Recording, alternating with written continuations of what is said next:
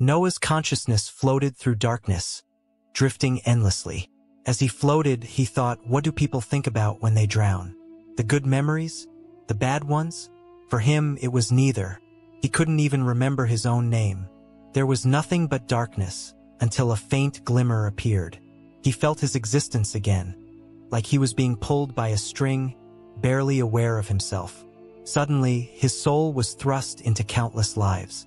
Worlds flashed by in a blur, each one rejecting him. Each time he was thrown out, flying through the void again, searching for a body to contain him. Over and over, he was reborn. Then he stopped. He flew into a small clearing surrounded by trees, their branches stretching into the sky like withered hands. To his surprise, there wasn't a child or a mother waiting there. Instead, a greasy-haired man knelt on the ground. The man was panting, struggling for breath. He pulled a small gourd from his belt, broke the seal, and drank greedily. But halfway through, the man's eyes bulged in horror. He clutched his throat, dropping the bottle as liquid spilled to the ground. His consciousness faded, and Noah felt his soul being pulled into the man's body. Finally, Noah thought, I found a body that could hold me. He gasped, desperate for air, and it worked. Noah froze, his hands slowly rising to his face. He touched his skin, no longer a ghost. I'm alive, he said, his voice trembling with disbelief. A burst of hysterical laughter escaped him. Tears ran down his cheeks. It had been so long since he'd had a body. Noah, that was my name, he muttered, fragments of memory returning. Earth, the stars, and a feeling of impatience all jumbled together in his mind. I thought I was supposed to lose all my memories when I was reborn, Noah said. Why do I feel like I've been waiting for something for so long? But what? Looking around, he realized he didn't know where he was. Where am I? Who am I? He paused, noticing a strange taste in his mouth. Did this guy just drink poison? He crawled over to the gourd the man had been drinking from and picked it up. There was a small piece of parchment tied to it. To Noah's surprise, he could read the strange writing on it perfectly. Thanks for everything, Magus Vermil. I hope this healing potion helps you out. Noah frowned, judging by the man's expression before he died.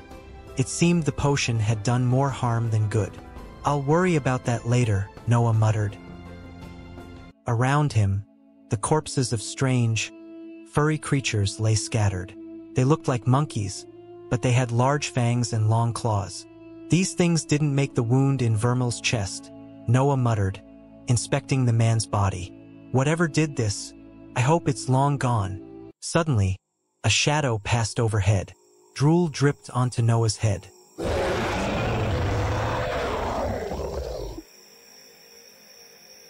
He turned around, coming face to face with an enormous, grotesque monkey. It screeched, a horrible sound that tore through Noah's ears. The monster stood twice as tall as Noah, with long, gangly arms and clawed hands. Its small, beady eyes glared at him, and jagged fangs jutted out from its mouth in every direction. What the hell is that? Noah thought, frozen with fear. The creature charged at him, and he turned to run. Where did I get reborn? He wondered, hearing the heavy thumps of the monster's steps closing in behind him. Panic gripped him as he realized it was gaining on him. Am I going to die again? After just coming back to life? No. He turned to fight. As the monster's claw came rushing toward his head, panic surged through Noah. But before he could think, his body moved on its own. His hands rose into the air, and white lines danced before him, forming a strange pattern. A burst of wind shot from his palms, slamming into the monster's paw. Noah stumbled, feeling drained as the energy left him. He stared at his hands, stunned. I just did magic, he whispered. I can do... Before he could finish, the monster's other claw came down, slashing through his head. Pain exploded in his mind, and his soul was ripped from his body once more. His lifeless corpse crumpled to the ground. Floating above his body, Noah stared down at the mangled remains. The pain faded now that he had no body to feel it. Well, that was fast, Noah muttered. Getting killed that quickly has to be some kind of record. As his soul floated away, memories came flooding back. What happened after my last life? I remember, Noah said. I always believed there was something after death, but I never expected it would involve waiting in a line. A very long line leading somewhere unknown. Noah noticed a faint, purple crack in the distance and realized it hadn't been there before. This place is so boring, I'm starting to imagine things, he thought. All he could do here was imagine and reflect on his life, not that it had been remarkable.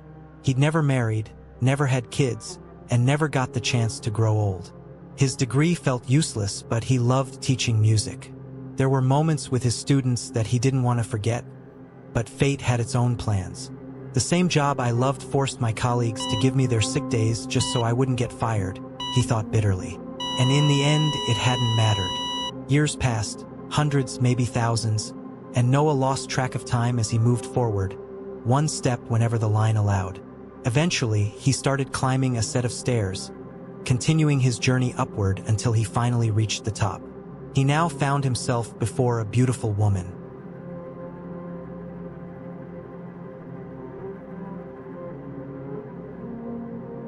She was unlike anyone he'd ever seen, dressed in flowing silk, with a lake of shimmering silver water behind her. She wasn't human. He could tell that much instantly. The woman looked at him and spoke. "Noah Vines," she said, as if reading from something invisible. "You died at the age of 26. You were an influential figure to 84 of your students. Many prayers have been sent up for you." Well, at least my life wasn't a total waste, Noah thought. "On the contrary, yours was a life well lived," the woman said. "Are you a god?" Noah asked. "I am Renewal," she replied, "one of the goddesses of reincarnation. Drink from the waters of life, and in losing the memories of your current life, continue to your next. A new body will soon be born for you." "Wait, I won't remember anything?" Noah had asked. But before she could answer, a shower of stars rained down, tearing the peaceful scene apart. Noah had no idea what was happening.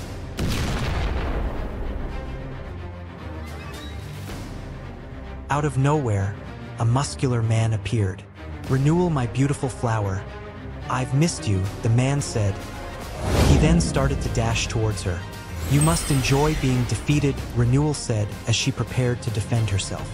The man swung his weapon at Renewal, and upon impact, the ground shook as they clashed. The man managed to slice through Renewal's shield, cutting her arm, and her blood spilled into the water. Noah knew he had to escape. He threw himself forward, desperate to get away from the battle of gods raging nearby. "Is that all, Renewal?" the man taunted. "Try harder if you want me to take this seriously," Renewal replied. "For you? With pleasure," the man said, vanishing and reappearing in front of Renewal, swinging his weapon.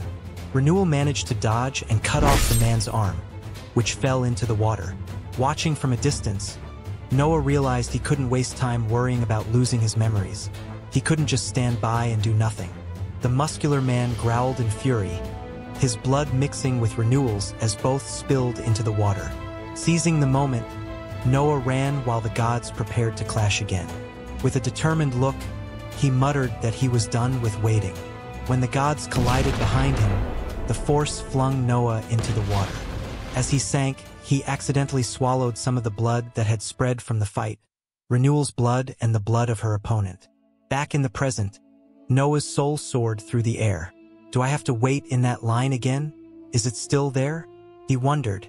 But before he could think further, something yanked him down. A purple ribbon wrapped around his throat, pulling him back into the world. His eyes flew open as he gasped for breath, clutching his chest with his heart racing. He was alive again. "What the hell is going on?" Noah muttered, looking around in confusion. Noah found himself trapped in an endless cycle of death. He had died dozens, possibly hundreds of times, and each death blurred into the next. Every time he returned, it was to the same spot, back near the mysterious gourd. The agony was nearly unbearable, but it was still preferable to the monotonous hell of the endless line he had once been stuck in. Eventually, he managed to retrieve Vermil's belongings, but his magic never fully returned. He could still sense it deep within him, lurking in the foggy corners of his mind, but it remained just out of reach. Despite this, with each death came valuable experience. Noah couldn't explain why, but the monkeys he fought always used the same few attacks. Over time, he learned the exact way their muscles tensed before they lunged, the subtle shifts in their eyes that betrayed their movements, and how they telegraphed their claw strikes. Though he wasn't stronger or faster than before, he grew more adept at avoiding their blows, and he wasn't about to waste the chance to learn from each encounter. He had spent millennia waiting in that torturous line, and now his patience had finally run out. He prepared to fight another monkey. The monkeys continued their relentless assault, but Noah dodged their attacks effortlessly, refusing to let them best him yet again. It didn't matter how many times they killed him, he thought. He only needed to kill them once. Noah noticed a group of men flying through the air on swords. Seizing the opportunity, he called out for help, hoping they would hear him. Spotting him, one of the men expressed shock at his condition, asking what had happened. Noah couldn't afford to tell the truth. He didn't know what Vermil had been doing here or even who he was. He quickly made up a story, claiming that a monkey had struck him on the head, leaving his memories scrambled. He introduced himself as Vermil, unsure if the lie would hold up. The men looked at each other, then got ready to attack. Noah hastily showed them a badge, hoping it would prove his identity. One of the men, recognizing the badge, remarked that Noah, now Vermil, was a teacher at Arbitage.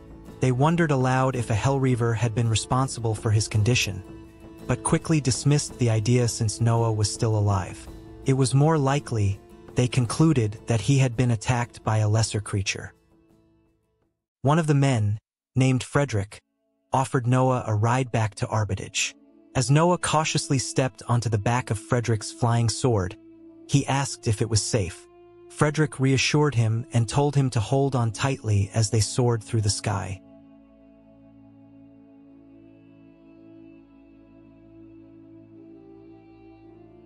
As they flew, Noah's thoughts raced. If Vermil had been a professor at Arbitage, then people there would surely know who he was. Whoever had tried to kill Vermil might even be among them. He realized he had to be careful, as he wasn't any safer now than he had been in the forest.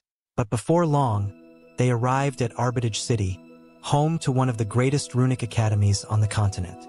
Frederick welcomed Noah back, calling him Professor, as they landed. Despite the danger, Noah thought that this situation could work in his favor. A magical academy was the perfect place to blend in and perhaps even learn the magic he was missing. All he had to do was stick to his story about memory loss and avoid drawing too much attention to himself. Frederick reassured him that he was in good hands at the academy and that if anyone could help him, it would be the people here. Noah silently worried, though, that if they discovered he wasn't really Vermil, he might end up being experimented on for eternity.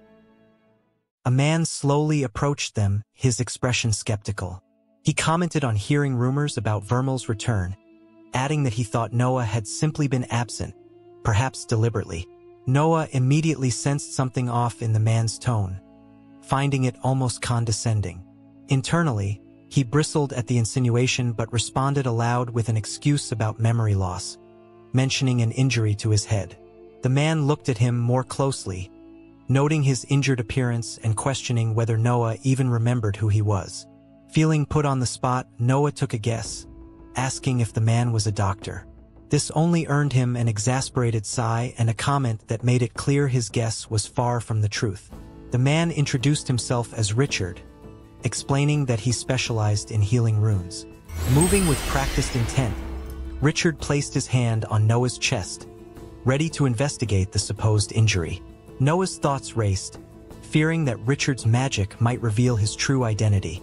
Just as Frederick seemed ready to say something, Richard cut him off, muttering that Noah was human. Richard added, with a note of suspicion, that he was merely probing Noah's condition and remarked on how oddly jumbled his mind seemed. Trying to keep his voice steady, Noah suggested that rest was probably all he needed to recover from the memory issues, even though inwardly he worried if Richard might somehow detect that the real Magus Vermil was long gone. Richard, however, seemed unconvinced, stating that only time would reveal if further recovery was possible, and remarked on the situation as tragic. Noah's suspicions about Richard deepened. He couldn't help but wonder if this man, with his disdainful attitude, might have been involved in poisoning Vermil. After thanking Frederick for escorting Noah, Richard assured him that his efforts would not go unrewarded. Frederick replied that any honorable man would have done the same and wished the Magus luck. Richard then informed Noah that he would notify the headmaster of his return and his current condition. Observing Noah's hesitance when asked if he remembered his room, Richard sighed, resigned to leading him there personally. Once they arrived at the room, Richard inquired about Noah's key. Noah only shrugged, unable to produce it. Muttering to himself, Richard activated a rune to override the lock. As the door opened, they saw the room in disarray, with papers scattered across the floor. Richard stated that he would arrange for someone to check on Noah soon and suggested he stay in the room until then. Noah thought to himself that Vermil certainly wasn't a clean freak as he noticed the mess around him.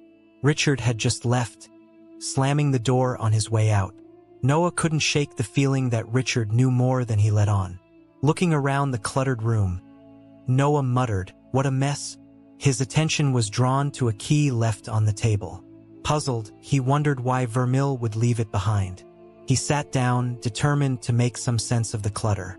"So I'm a teacher again. I can work with that," he mused, spotting a note apparently written for a student.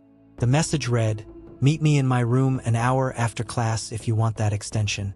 Shocked, Noah slammed the note back down. The last bloke in this body was a creep. No wonder someone killed him, he muttered in disgust. Glancing over a schedule on the desk, he noted, "And he was a magic teacher? How am I supposed to teach magic if I can't even do it myself? This is a mess." Just then, a knock came at the door, and a man's voice called out, "Hello?" Noah turned as the man barged in, introducing himself as Braden. "Vermil? It's Braden. I heard you were back. What happened out there?" he asked. Noah, improvising, replied that he'd taken a bad hit and was dealing with some memory loss. Braden scoffed, "Idiot. Can't say I didn't warn you. Just how bad is that memory loss? The Linwicks would be furious if you got injured and didn't receive proper treatment." Noah was relieved Braden didn't seem hostile, especially considering his intimidating physique. Braden informed Noah he had a class in an hour, offering to find a substitute if his memory loss was too severe. Noah started to accept the offer, but Braden interrupted, insisting they could also get someone to examine him more thoroughly. He mentioned he'd be leaving later that day and wouldn't be around for a few months, so he couldn't cover for him. Noah quickly thought, "The last thing I want is someone rummaging around in my mind." He assured Braden, No, that's all right. I can handle it, just a little memory loss." "Where's my class again?" Braden eyed him with exasperation.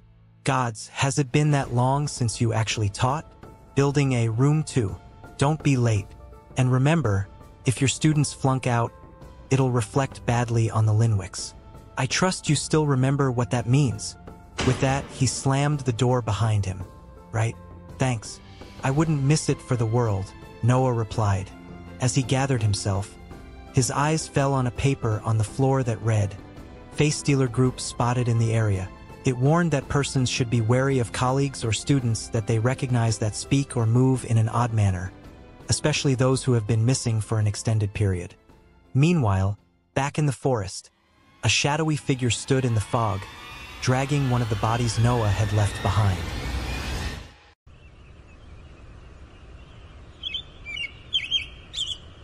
Noah was sprinting through the campus, cursing under his breath. "Damn it, I'm late," he muttered, frustrated by the labyrinthine layout. "This campus is a maze," he grumbled, hoping his students wouldn't decide to leave if he wasn't there in the first 15 minutes. Bursting through a door, he glanced around, uncertain. "Is this it?" he wondered aloud, taking in the neglected classroom. "Looks like no one's taught here for ages. And why is my classroom so far out here?" He caught his breath, huffing repeatedly, realizing he hadn't seen a single student or teacher on his way over. "I wonder if there's anything useful in here," he said, scanning the room. A light tapping of footsteps pulled him from his thoughts. "Someone's coming," he whispered, as a girl walked in, holding a blue orb and looking surprised. "What are you doing here?" she asked. "I believe I'm here to teach class," he replied, hoping he sounded convincing. Just then, another student entered, glancing curiously at the girl. "Who are you talking to, Isabel?" he asked, only to freeze in shock at the sight of Noah. "Whoa, I've never seen him show up for class." Noah stared back, incredulous. "These are my students?" he thought, surprised at how close they were to his own age. The boy nudged Isabel, smirking. "Do you even think he knows class started 40 minutes ago?" Isabel scoffed. He probably thought he'd have the room to himself. Trying to keep his composure, Noah thought, "Just gotta play it cool, not give myself away. I can win over a couple of students," he said confidently, determined to make the best of the situation. With a forced smile, Noah told them they were going to have an amazing class. Isabel was immediately suspicious, asking him what he was trying to pull. Noah denied any hidden agenda, insisting that he was just there to teach. Isabel and the boy, Todd, exchanged glances, commenting that Noah seemed different from how he usually acted. Noah explained his odd behavior, telling them he had taken a blow to the head and was suffering from minor memory loss. But he still had a class to teach, and he instructed them to sit down, as it seems that the rest of the class wasn't coming. He noted inwardly, with a mischievous grin, that he would be getting answers to all his questions from these students. Todd told Noah that there was no rest of the class. It was just him and Isabel. They were the only two students stuck with Noah. Undeterred, Noah told them that two students were better than none and asked them to take their seats. The two students were skeptical. Todd pointed out that they were the same rank as Noah, and Isabel scoffed at the idea that Noah was going to try and teach them. Todd remarked that Noah only had the job because of his connection to the Linwick family, a powerful name that Noah had heard mentioned several times before. Isabel tried to strike a deal, suggesting that if Noah gave them a free pass on the exam, they'd stay out of his way. Todd chimed in, hoping Noah would let things slide as they had been before. Noah, however, was firm. Despite being untalented, he suggested that perhaps he had some experience they lacked. Isabel arrogantly dismissed the idea, but Noah wasn't backing down. He had their attention for the rest of the class, and he intended to use it. The students tried to challenge him, bringing up some scandal involving a student he had seduced, but he cut them off, asserting his authority as their teacher. While he understood why they didn't respect him, considering Vermal's reputation, he demanded that they treat him with the respect due to a teacher. With that, he turned to the blackboard and announced that they would be talking about runes. As if to punctuate his statement, the class board broke down with a crash, much to Noah's surprise. Regaining his composure, Noah asked the students what runes were, but his students were unimpressed. Todd gave a basic, almost mocking definition of a rune, stating that it held energy and allowed someone to cast magic. Noah, however, wasn't satisfied. He pointed out that the definition Todd gave was the most worthless possible. He wasn't asking what a rune did. He wanted to know what it was. The students were taken aback by his response, unsure of what he meant. Noah seized the opportunity, feeling smug as he realized that neither of them truly understood the basics. He explained that to properly use a tool, one must understand it at its most fundamental level. Neither Todd nor Isabel could answer his question, admitting they didn't really know what a rune actually was. Noah praised their honesty, telling them that understanding begins with realizing what you don't know. He then asked them what magic could do, to which Isabel replied, "Anything." Noah challenged her, asking if magic really had no limits. Todd quickly chimed in, mentioning that you could only use one rune at a time and that it couldn't bring people back to life. Noah agreed, noting that magic had its limits, and emphasized the importance of understanding the building blocks of their craft. In his mind, Noah thought that magic could definitely bring people back to life. Todd looked at Noah in disbelief, struggling to comprehend. Nobody truly understood runes, yet Noah seemed to suggest otherwise. In response, Noah simply remarked that runes remained largely a mystery and a topic of continual study.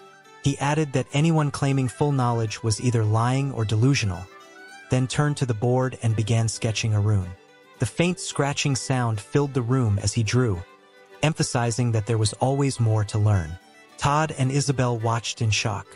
Todd, eyes wide, questioned if the rune was Noah's own, to which Noah replied that it was indeed a rune.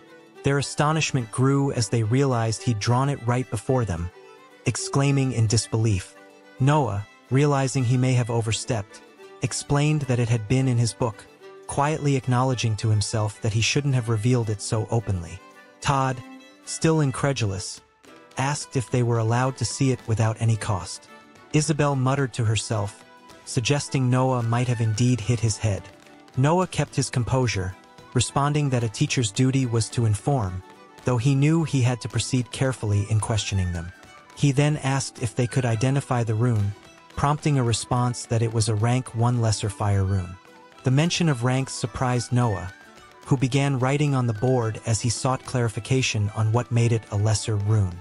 Todd eagerly explained that lesser runes couldn't hold as much magic, had poorer control than greater ones, and were overall weaker. Still, he argued, lesser runes weren't necessarily ineffective and proceeded to launch a flame that shot through the ceiling. Noah encouraged Todd with a nod, though internally he was panicking. Clearing his throat, he asked the class if anyone could now define a rune, but the students remained silent. He continued, emphasizing that acknowledging one's ignorance was the first step to understanding, urging them to speculate on a rune's purpose if they had no concrete answers. Todd suggested that runes could be combined and used to imbue items, though he sounded unsure. When Noah pointed this out, Todd admitted he hadn't expected an interrogation. Noah assured him with a slight smile that he'd adjust to it, assigning them the task of thinking about a rune's composition for next class. Turning to Isabel, Noah inquired about her method of accessing her runes.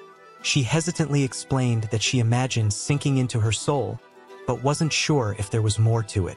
Noah encouraged her to explore this further, inviting her to focus on her runes and observe what occurred, promising to do the same. As Todd and Isabel closed their eyes, Noah joined them in trying to connect with his own runes. Internally, he reflected that finding magic within his soul shouldn't be difficult, despite lacking meditation experience. Suddenly, he sensed a shimmer and found himself surrounded by familiar runes, 5 wind runes and 2 ash ones. Recalling Todd's mention of combining runes, he likened it to harmonizing notes but remained acutely aware of his limited knowledge. Without warning, a sharp headache jolted him as a massive purple rune appeared behind him. Stunned, he whispered in shock at the sight of what seemed to be an 8th rune. The image stirred a distant memory, reminding him of the man who was fighting renewal. A few hours after class, Noah was in deep concentration.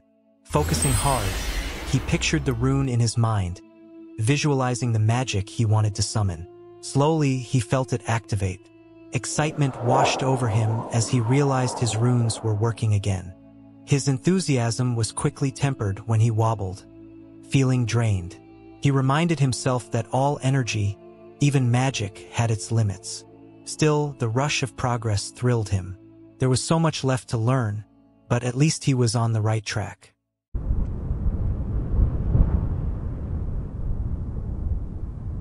Later, Noah walked through town, trying to avoid the stares and whispers of those around him. It was impossible to go anywhere without feeling eyes on him, but as long as he looked like he was in a hurry, he hoped no one would stop him for conversation. He noticed the wary glances people gave him and was relieved no one seemed ready to confront him, at least not yet. As he passed, students murmured behind his back, heightening his anxiety about Vermill's reputation. The memory of the note Vermill had written to a student lingered in his mind, making him wonder if someone might still be out there, waiting to finish the job on Vermill. Approaching the library, Noah pushed the door open, immediately struck by how much nicer it was compared to his classroom. He marveled at the grand space, wondering why his own workspace was so neglected in comparison.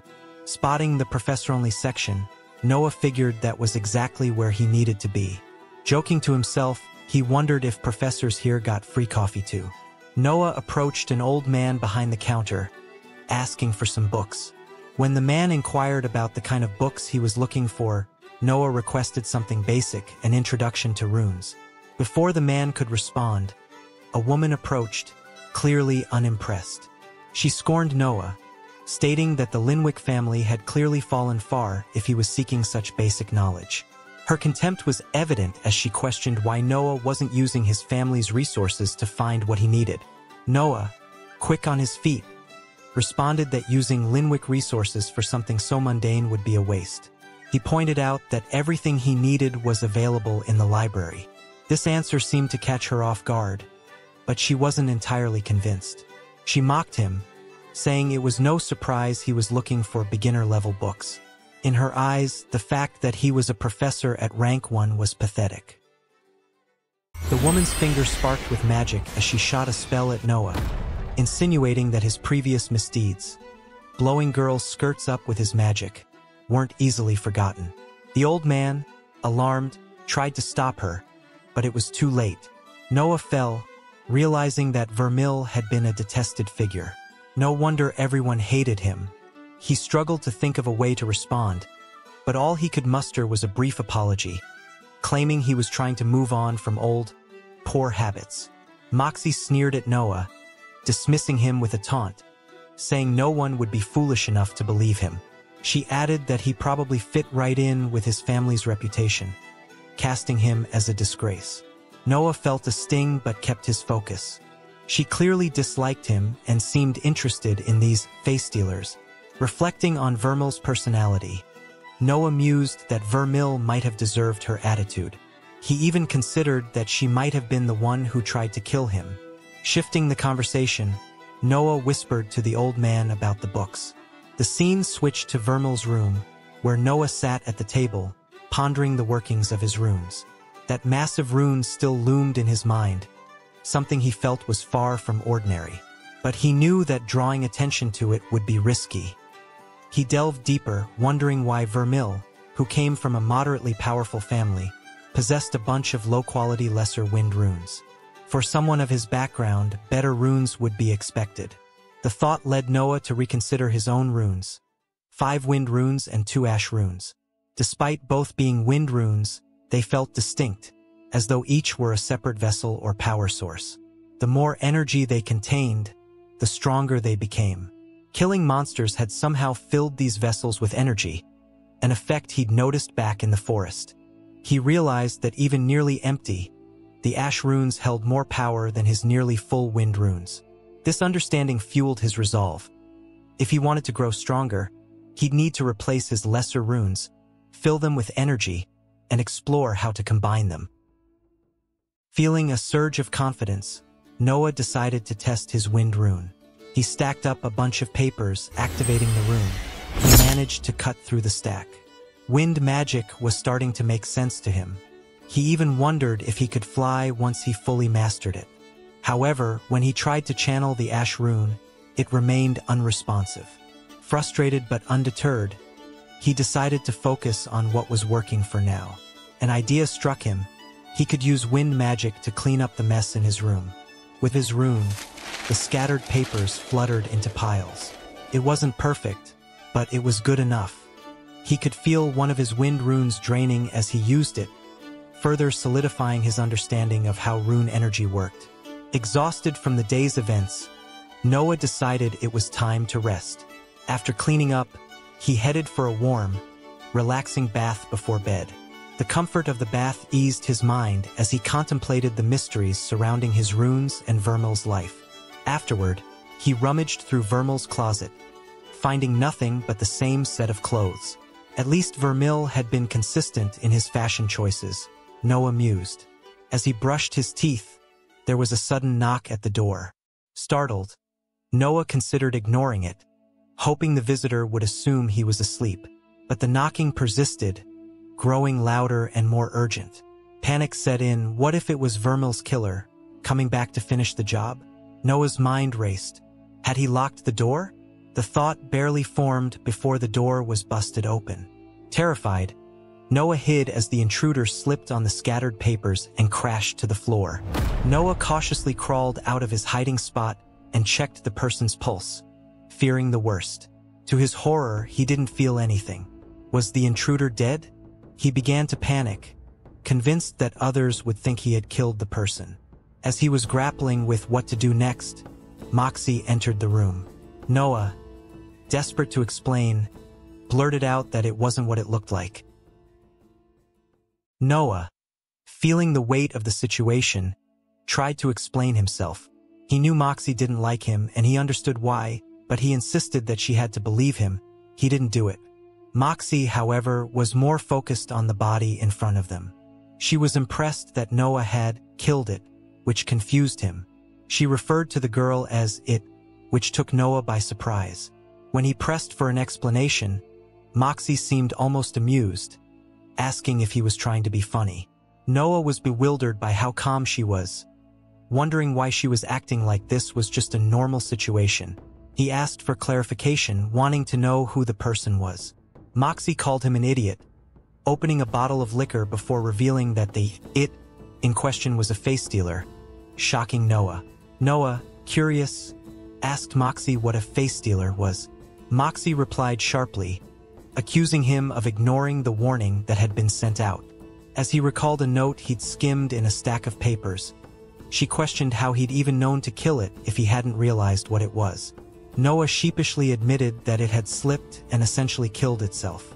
Moxie took a drink, calling him a lucky fool as she settled in comfortably. Noah thought to himself that she certainly made herself at home. Continuing, he asked if a face stealer meant it had taken over someone's body. Moxie confirmed, explaining that it probably belonged to an irrelevant person like a maid. Noah wondered aloud if the original person could have survived, to which Moxie clarified that the host had already been dead, reminding him that face stealers could only inhabit dead bodies. Noah internally noted the need to be cautious with any bodies he left behind. Moxie mentioned that it was strange for a face stealer to come after him in his room, as they were typically drawn to magic, and no one was reckless enough to use it indoor as they could damage the property. Noah winced internally, recalling that he'd been practicing magic earlier. Moxie then requested that he keep the whole ordeal private, as she couldn't bear the embarrassment of a face stealer slipping past her, only to be taken down by him. Smirking, Noah agreed, but not for free, which immediately offended her. He quickly clarified that he only wanted to ask questions, explaining that the blow to his head had left him with fuzzy memories. He genuinely needed help filling in the gaps in his memory.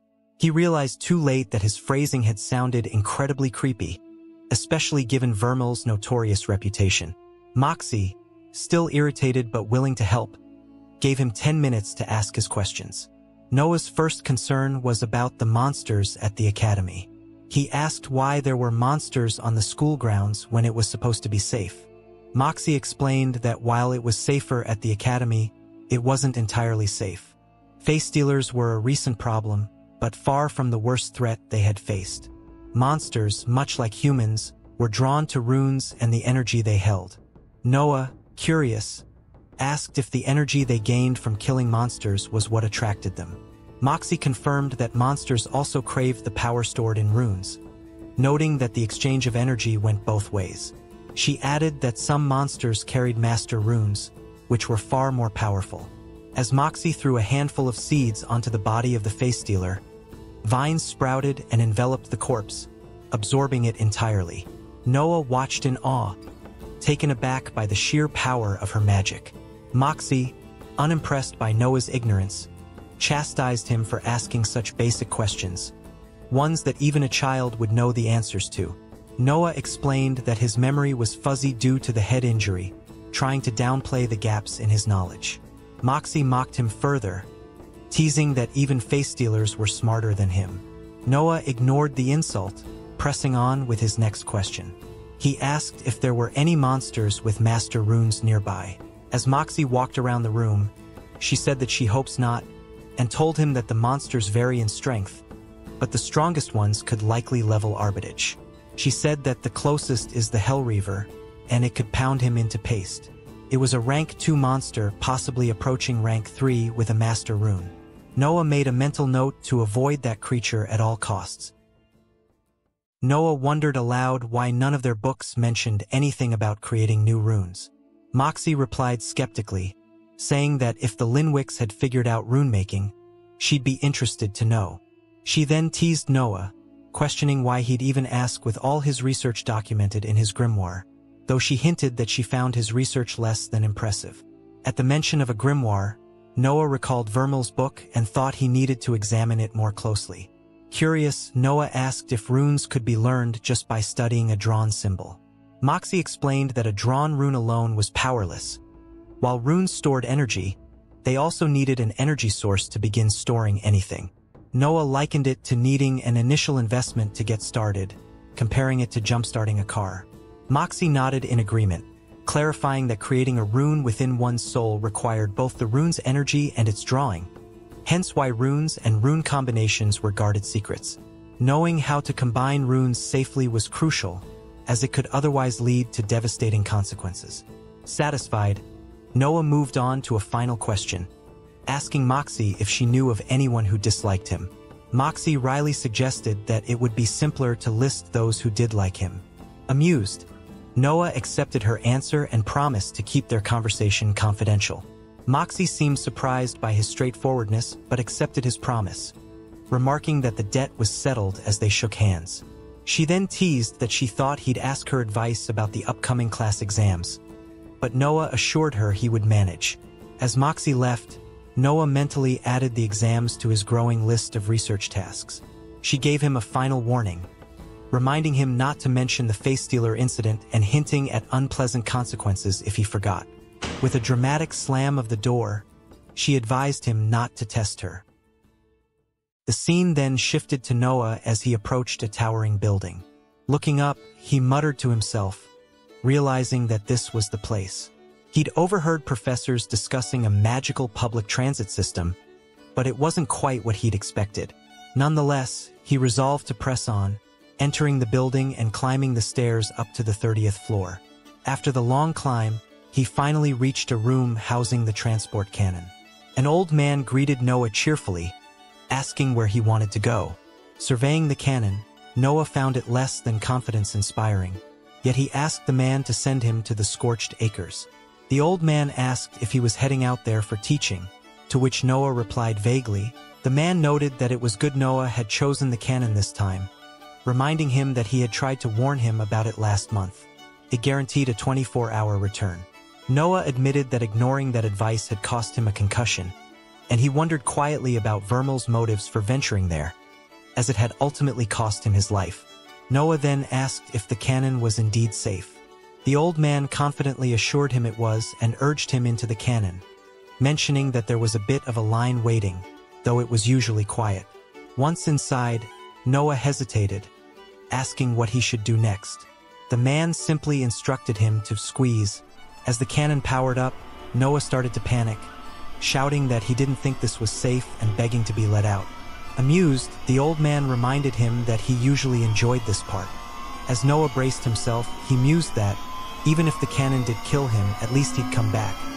But maybe he should have left his gourd behind. With a triumphant shout of up, up, and away, the old man fired Noah out of the cannon. At the Linwick estate, Braden entered a dimly lit room to speak with his father. Standing in the shadows, his father asked about Vermil. Braden explained that Vermil had been acting strangely, but his father didn't seem surprised, calling it an improvement from Vermil's usual displeasing self. Braden tried to offer an optimistic view, suggesting that perhaps Vermil was getting closer to completing his mission, but his father doubted it. Regardless, he added coldly, Vermil would serve his purpose, both in life and in death. Meanwhile, Noah was soaring through the air, his body surrounded by blue energy, as he hurtled toward the Scorched Acres. Just before hitting the ground, the energy dissipated, and Noah dropped face first into the dirt. Frustrated, he muttered that the cannon was far from perfectly safe. As he got up and started walking, Noah surveyed the burnt and dead landscape, commenting on how nothing had changed since his last visit. He reminded himself that he had nothing to fear. Pain was temporary, and the cannon would bring him back in 24 hours. With determination, he thought that by the time he was done, the monsters here would learn to fear him. He ventured deeper into the forest, feeling it was deserted enough to practice safely. Struggling to climb up a tree, Noah reached the top and was relieved that no one had witnessed his less than graceful ascent. Taking out Vermil's grimoire, he flipped through its pages, searching for something more interesting than wind magic. Vermil had amassed a vast collection of runes, nearly 100, but Noah wanted something unique. He dismissed the flame rune as too basic, the plant rune after recalling his disastrous attempt at caring for a succulent, and the shadow rune for being too edgy. Water, light, electricity, and metal all were rejected. He needed something that would allow him to apply his knowledge from Earth. Even though he didn't remember much about building nuclear weapons or complex chemicals, Noah was a music teacher and knew that certain things resonated with him. Finally, he found what he was looking for: a greater vibration rune, rank 1. Vermil had dismissed it as useless because it only shook things, but Noah saw potential. With strong enough vibrations, he could cause tremors, quakes, and resonant frequencies, possibly even bringing structures down. This was the angle he had been searching for. Noah decided to replace one of his wind runes with the vibration rune. Although the ash runes were his strongest, he still didn't know how to use them, so he wasn't ready to mess with them yet. Carefully, he dismantled one of his smaller wind runes, watching as it slowly faded away.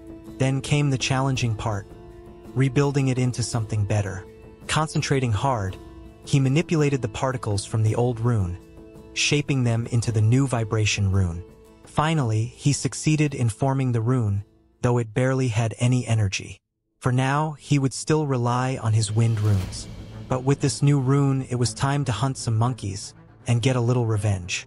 Noah soon spotted a monkey feeding on the body of another. He called out to attract its attention, and as the monkey turned toward him, Noah activated his wind rune, swiftly chopping the monkey's head off.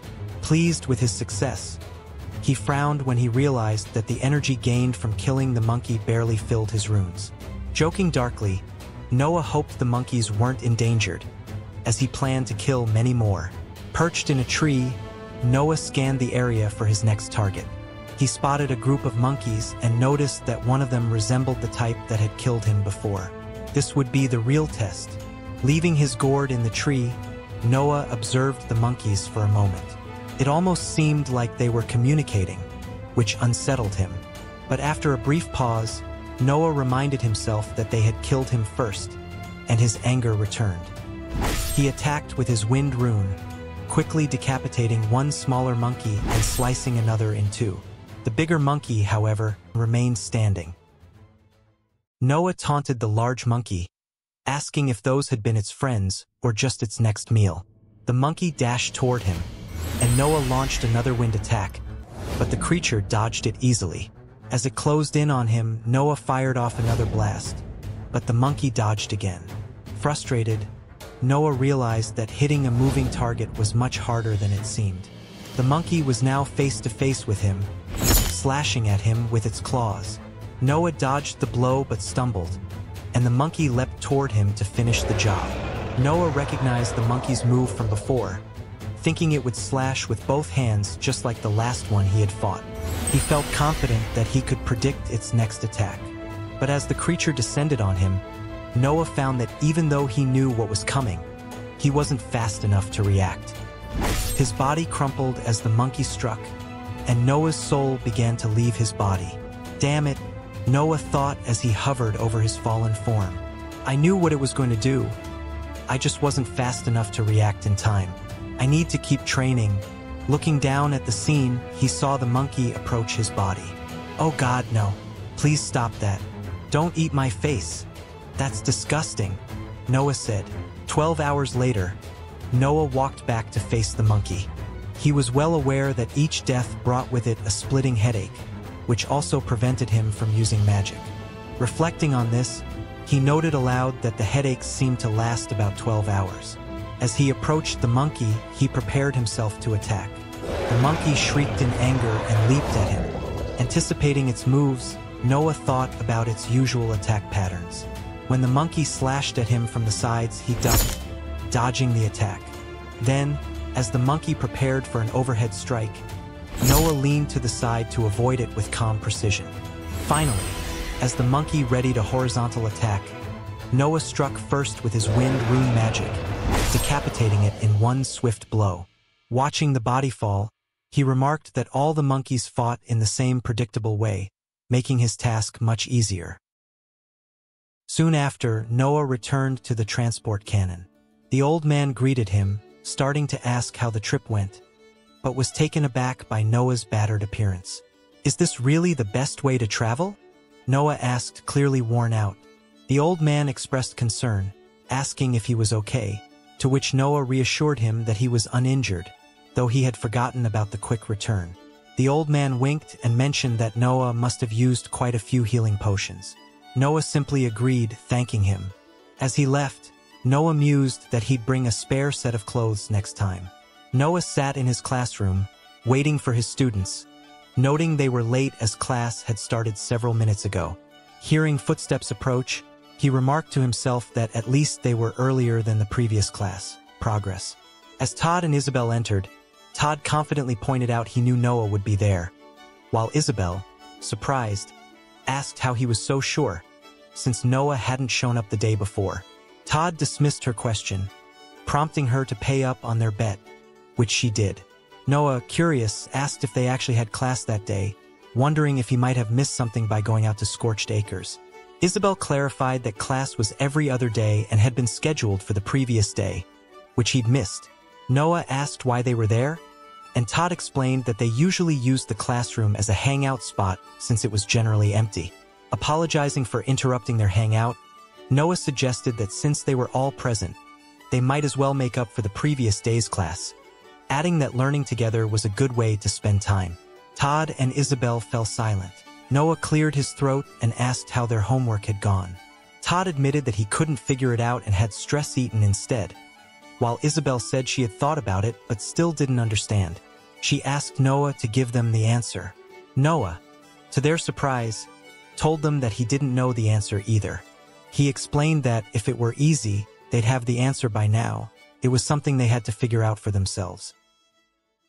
Frustrated, Isabel asked Noah why he made them think about the answer if he didn't know it himself. Noah replied that she had answered her own question. It was to make them think, and thinking was never a waste of time. Turning to the board, he introduced the main question for the day, focusing on the importance of good runes. He asked if it was true that they were limited to 7 per level, and Todd and Isabel nodded.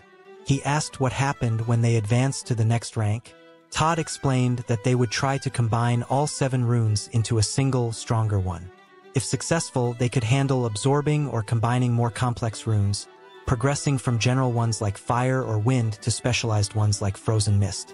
However, Isabel warned that if the combination failed, the runes could shatter, leaving a person crippled until the soul healed, a process that could take years. She added that this was why effective combinations were closely guarded, and the intent behind the combination was crucial for success. The more one understood, the greater the chances. Noah reflected that Vermel's family likely had an impressive rune collection, though he doubted reaching out to them would be wise. After about 30 minutes, Noah wrapped up, summarizing that runes were like buckets, with lesser runes being smaller than greater ones. When all 7 were filled, they could merge into a larger, more capable rune.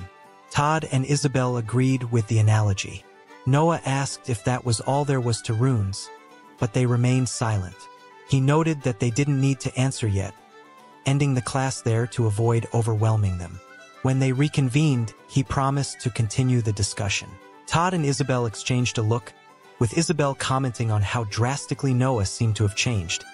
Noah dismissed the remark, saying it was hardly relevant and that he actually liked himself now. Todd agreed, noting that Noah almost seemed respectable. Noah considered this to be progress. As the students began to leave, Noah stopped them with one last reminder, confirming their next class in 2 days. Isabel replied that if he insisted, it would indeed be in 2 days at the same time, addressing him as Professor. Noah thanked them and reminded them to be on time, since being late was his job. He added sternly that they should be prepared, as he wasn't done with either of them yet. A little later, as Noah walked out of the classroom, he held his head, feeling the weight of exhaustion settle in. He thought to himself that he needed a break, wondering if repeated death could cause this kind of fatigue. With a faint smirk, he mused, wishing he had WebMD to consult for answers. 2 days later, Noah sat at his desk, staring off into space as he reflected on the last few hours of his day. He still had some time before today's class, but the headaches from using magic had become a persistent annoyance. He wondered if it was from the strain of magic itself or the paranoia creeping in from knowing Vermil's killer was still out there. As these thoughts swirled in his head, he caught a glimpse of a shadowy figure in the window behind him. Startled, he turned quickly, but there was nothing there. He muttered to himself, questioning whether it had just been a trick of the light or the result of too many sleepless nights. Shaking off the eerie feeling, Noah refocused. No matter, he said to himself. Let's see if yesterday's training made any difference.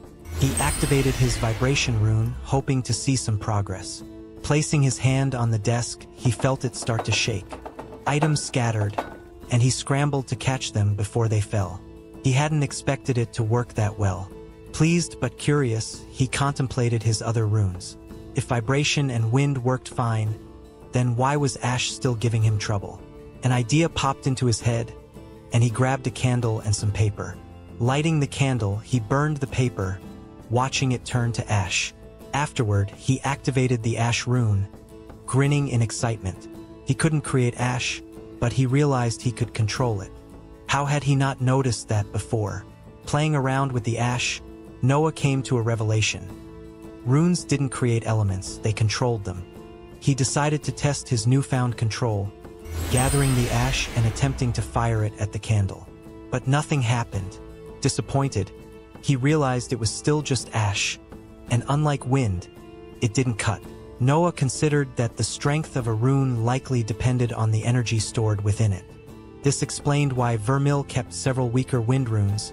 It was easier for him to use those rather than focus on building up to the powerful ones. Fortunately, Noah had only discarded one wind rune.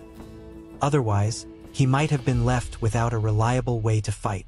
But there was still the matter of the massive purple rune in front of him, and he didn't understand what it was. Unsure and hesitant, he thought it might be foolish to mess with it, given that he didn't even know how it worked. But the curiosity gnawed at him.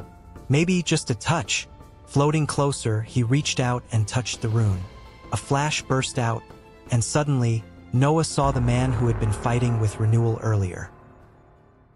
The man approached a centipede-like creature, which lunged at him.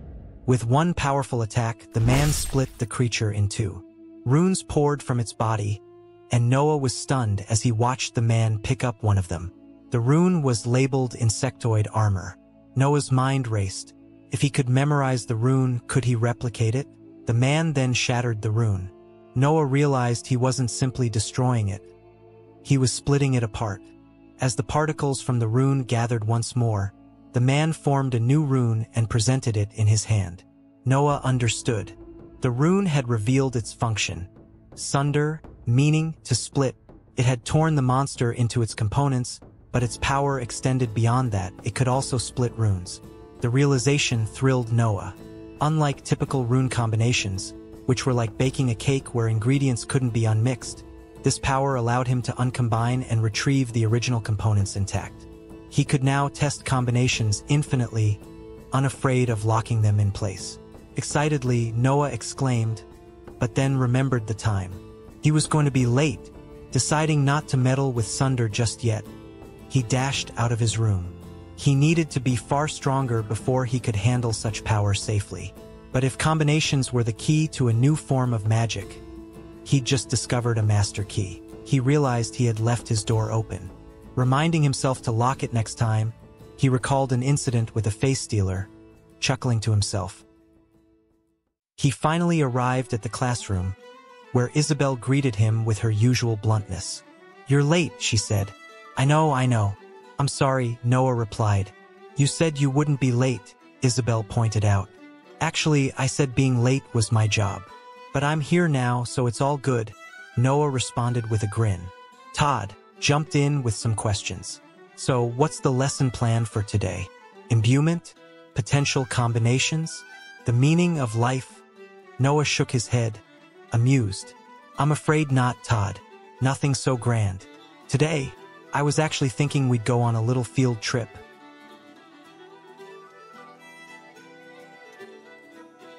At the training grounds, Todd looked around in disbelief. He couldn't believe that this is where he really brought them.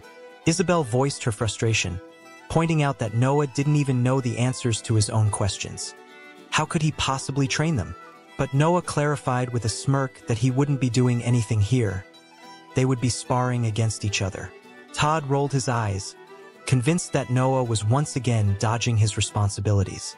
Isabel, however, seized the opportunity to taunt Todd, suggesting that he was just scared he'd lose again. Angered, Todd shot back, reminding her that their last match had ended in a tie. Isabel responded coolly, saying that he should have no trouble tying her again. Noah watched their exchange with satisfaction, cheering them on with a grin. Yeah, that's the spirit. At the training grounds, Noah and his students prepared for sparring, each wearing a shield badge designed to create a protective barrier against magical attacks. These modified badges, however, only functioned within the training grounds. Todd, full of confidence, asked Isabel if she was ready to handle the intensity. She smirked, replying that the biggest threat he posed was burning their dinner again. Todd shot back that she looked like dinner, but Isabel dismissed his remark as lame, telling him to save his banter for when Vermil wasn't around. Annoyed, Todd urged her to get started already. As Noah watched from the sidelines, he observed the rings on Todd's fingers. They were generating fire. He realized Todd had cleverly found a way to bypass the limitations of his fire rune by using those rings. Meanwhile, Isabel activated her rune, and an energy sword began to form from her chest. Noah was both impressed and bewildered. Plasma? What kind of rune was that? And how were they both using magic without displaying their runes? It made Noah wonder if he could do the same. Todd charged at Isabel, his attacks wild but powerful. Isabel blocked his strike, pushing him away. Noah couldn't help but be concerned about how intense the fight was becoming. He hoped they wouldn't injure each other. Isabel taunted Todd, telling him he had strength but no precision. Todd, eager to prove himself, launched a barrage of fireballs. Isabel dodged most but narrowly avoided one.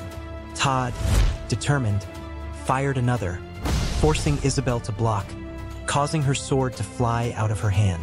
Noah thought this was the end of the match. Isabel leaped at Todd, charging with fierce determination. Noah watched her in confusion, wondering why she was still attacking. As she came closer, Todd realized the threat and reacted, cursing under his breath. She seized the opportunity, declaring that he was wide open, and conjured another sword, which caught Noah by surprise.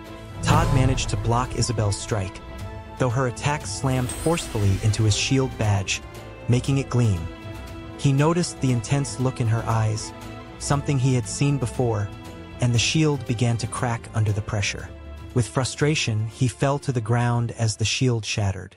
Standing over him, Isabel challenged Todd, questioning if he'd call this a tie too. Todd responded with irritation, admitting his dislike for her magic. He started to explain, hinting that her win was due to something else but trailed off, insisting he almost had her since she had dropped her sword. Isabel retorted that she dropped it on purpose, and Todd replied skeptically. They continued their back and forth, each challenging the other's claim, their frustration evident as they faced each other. Noah cleared his throat, breaking the tension, and they both turned on him, demanding to know what he wanted. Noah applauded them, expressing surprise, as he'd assumed from their comments about Vermil's teachings that they could barely cast magic. He realized his concerns about their readiness for the exam might have been unnecessary. As Todd hesitated, trying to ask about the exam, Isabel cut him off, getting straight to the point. She demanded to know if Noah was seriously going to make them take it. Noah questioned her response, asking how they intended to pass without taking the exam. Isabel's frustration spilled over as she reminded him of their previous agreement, pointing out that he had only started teaching them properly a week ago. She added that they had an agreement. They were supposed to get a free pass if they brought Noah what he asked for. Noah, now realizing how corrupt Vermil had been, silently cursed him for making such a deal. He told them that plans had changed, and they would indeed have to take the exam. Todd and Isabel protested, panicking at the thought of being killed in the test. Noah asked them to remind him what the exam was. Todd looked incredulous. "You don't even know?" he asked. Isabel chimed in, explaining that they had to kill a slasher, a deadly and fast creature that would tear them apart if they weren't careful. Noah processed this, but instead of showing concern, he shrugged it off. He told them that if they fought the slasher the way they had sparred, they'd have no trouble.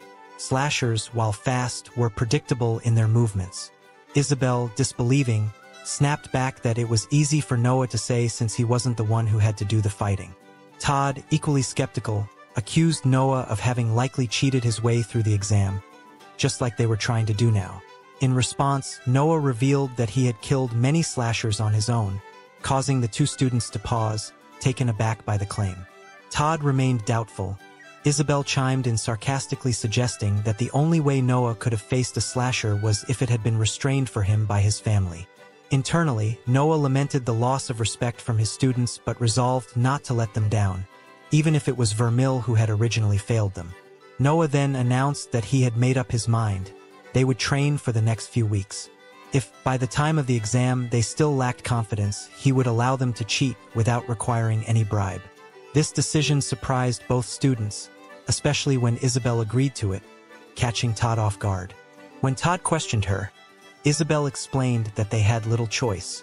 If they ever hoped to become stronger or perhaps even to kill, then they had to stop relying on cheating. Noah, taken aback by Isabel's slip, wondered aloud if he had heard her correctly. Isabel, undeterred, gave him an ultimatum. He had until the exam to convince them. If he failed, they would walk away. She warned him not to get too pleased with himself, as she still considered him an awful professor. Noah, surprisingly, agreed with her sentiment.